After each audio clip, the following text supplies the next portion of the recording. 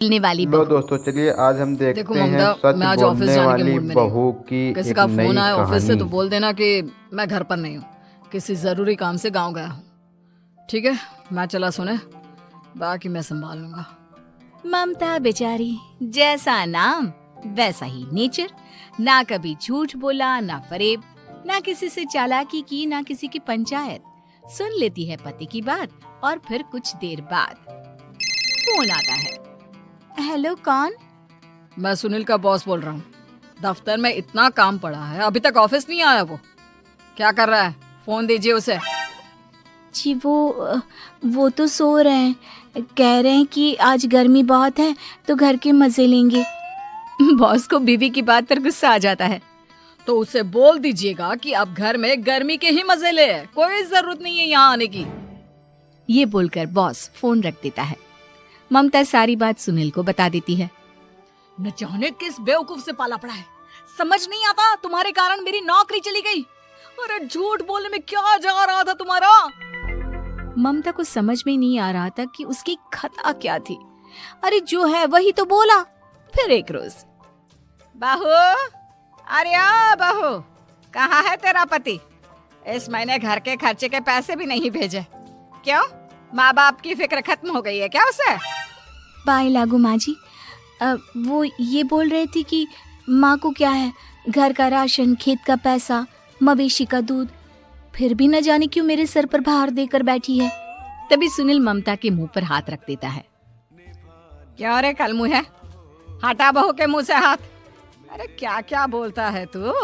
वो तो इसकी झूठ बोलने की आदत नहीं है, इसलिए पता चल रहा है। देख मेरी सास कितनी शरीफ है। हाँ, तेरी माँ तो मोहल्ले की बदमाश है ना, और तेरी सास शरीफ है। बेटा ममता को देखता है और गुस्से से बोलता है, अब खड़ी खड़ी देख क्या रही हो? और भी कुछ कहना है क्या? माँ आई है ना, जाकर छाछ ले आ ठंडी वाली। ममता अंदर चली जाती है। माँ, इसके सच बोलने की आदत के कारण मेरी नौकरी जाते जाते रह गई। वो तो मैंने अगले दिन जाकर पैर पकड़ लिए मालिक के, नहीं तो। सब जानता है बहू की आदत नहीं है झूठ बोलने की, तो तू शांत क्यों नहीं रहता? क्यों उसे झूठ बोलने को बोलता है? फिर एक रोज, बहू जा अपनी पड़ोसन के पास और उससे बोल कि वो लाल वाली साड़ी जो उसने नए साल की पार्टी में पहनी थी, तुझे वो चाहिए। ना माँ जी, मुझे नहीं चाहिए। वैसे भी कल जिस शादी में जाना है ना, वहाँ के लिए तो मेरे पास काली साड़ी है। सास सर पर हाथ रखकर, अरे बुद्धू, मुझे चाहिए साड़ी।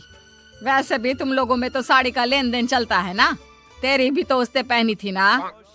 हाँ माँ जी, वो क्या है ना, हम दोनों के कपड़े एक दूसरे को आ जाते हैं।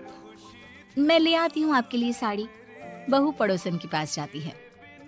कैसी हो निर्मला, तेरी लाल साड़ी चाहिए थी। क्यों?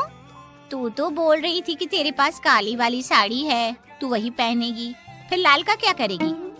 अरे मैं तो काली ही पहनूंगी, लेकिन मेरी सास ने देखी थी तेरी लाल साड़ी, वो नए साल की पार्टी में तूने पहनी थी ना, तो इसलिए वो मांग रही है।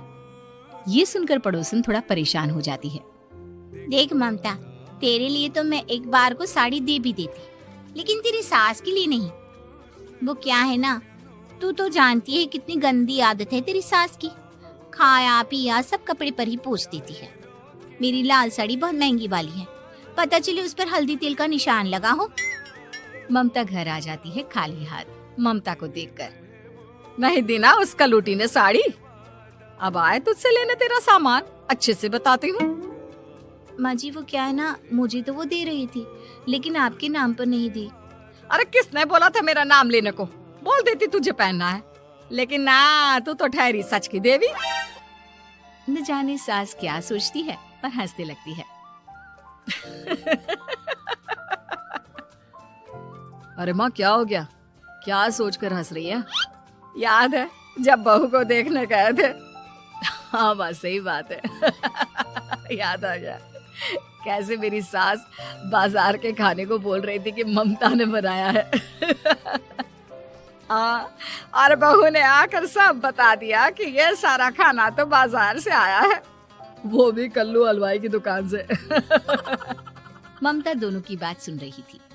हाँ माँ जी, वो कल्लू हलवाई का ही था। मुझे तो आज तक पता नहीं चला कि माँ ने क्यों कहा कि मैंने बनाया है। खैर, मैं तैयार होती हूँ, शादी में जाना है ना।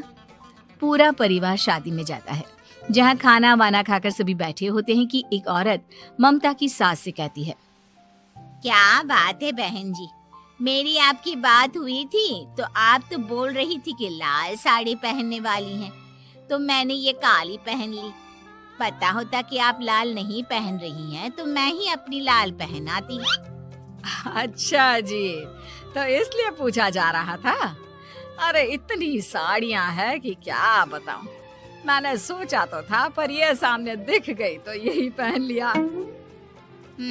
अच्छा, मेरी तो तैयारी काफी दिन से चल रही थी, फिर भी आज ऐसा लग रहा है कि ठीक से तैयार नहीं हुई मैं।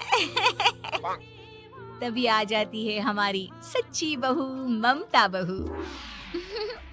आंटी जी, वो क्या है ना, पड़ोसन की लाल साड़ी माँ जी को पहननी थी, लेकिन आप तो जानती है माँ जी की आदत, सारा खाया पिया कपड़ों पर ही पोंछ देती है, तो उसने साड़ी देने से ना ऐन वक्त पर मना कर दिया, तो अब इन्होंने ना मेरी साड़ी पहनी है। औरत ममता की सास को घूरती है। अरे मांग कर ही साड़ी पहननी थी क्या? हम जैसे तो खुद की ही साड़ी पहनते हैं, चलो चलते हैं। सास का गुस्सा अब ममता पर फूट पड़ता है। अरे क्या जरूरत थी ये बात सबसे कहने की? अरे घर की इज्जत का कोई ख्याल है कि नहीं तुझे? हाँ, मैंने क्या बोल दिया माँ जी? मुझे क्यों डांट रही है? मेरी गलती क्या है? ममता को रोता देख सुनील आ जाता है। अरे माँ, क्या हो गया? पता है ना शादी का माहौल है। सास सारी बात बेटे को बता देती है। देख रहा है तेरी बहू का हाल। अरे इस लड़की को तो ये भी नहीं पता कि कब कहाँ क्या कैसे बोलना है। अरे लेकर जा इसे यहाँ से। सभी घर आ जाते हैं। सास का मुंह तो फूला ही रहता है कि एक दिन। चलो बेटा, बहुत दिन तुम लोगों के साथ रह ली, अब चलो। वैसे भी ऐसी बहू के साथ समय कैसे कटे, जो ना झूठ बोलती है ना लोगों की चुगली करती है। अरे गाँव में ही ठीक हूँ मैं, कम से कम 4 घर की खबर तो मिलती रहती है, वो भी मसाला डालकर। कैसी बात कर रही है माँ?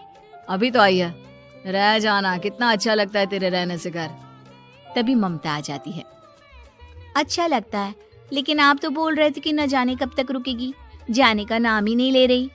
जाए तो कम से कम घर में थोड़ा सा फ्री सा तो फील करूं, यही बोल रहे थे कल माँ जी आपके लिए।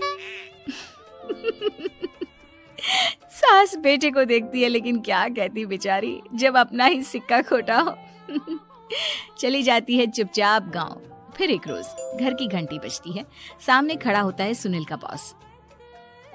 सुनील है क्या घर में? वो क्या ना, मैं यहाँ से गुजर रहा था तो सोचा थोड़ा ऑफिस का काम डिस्कस कर लूं।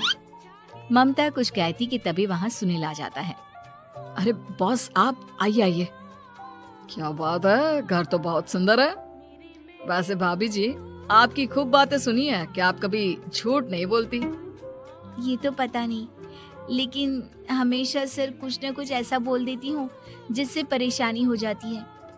मैं ऐसा नहीं चाहती, लेकिन क्या करूँ। खैर, बॉस कुछ देर रुकता है, काम की बात होती है। ममता के साथ सब चाय पीते हैं और जैसे ही बॉस जाने को मुड़ता है कि क्या जी, कितने नेक इंसान है, फालतू ही आप खड़ूस और निकम्मा बोलते हैं इन बॉस को। अब क्या, बॉस के कान तक खुद के लिए अनमोल वचन पड़ जाते हैं और फिर ओह, तो ये बात है। और क्या कहता है ये?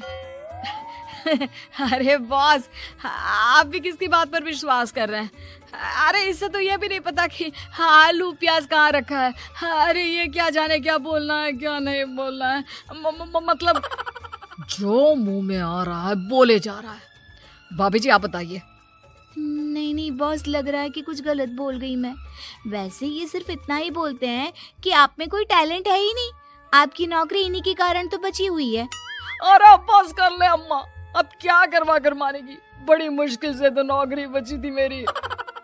सही कहा, बची थी लेकिन अब निकल गई। तेरे टैलेंट के भरोसे चल रही है ना मेरी नौकरी, अब देख तू। अच्छा, तो आप भी यही मानते हैं? वैसे ये बात तो है, सुनील काफी टैलेंटेड है। बस चला जाता है। सुनील सर पकड़कर बैठ जाता है।